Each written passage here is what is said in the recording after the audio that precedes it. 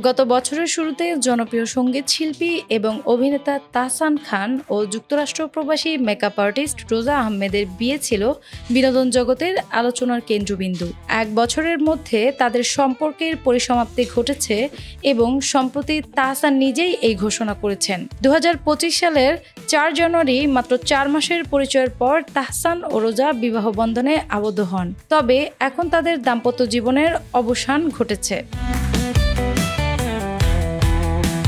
তাহসান জানিয়েছিলেন তারা আলাদা জীবনযাপন করছেন। এই ঘোষণার পর ভক্তরা হতাশ হয়ে পড়েন এবং রোজার ইনস্টাগ্রামে তাহসানের সঙ্গে তোলা একাধিক ছবি থাকায় অনেকেই ধারণা করেছিলেন যে বিচ্ছেদ সত্ত্বেও দুজনের মধ্যে কিছুটা সম্পর্ক রয়ে গেছে। তবে এখন সেই ধারণার অবসান ঘটেছে।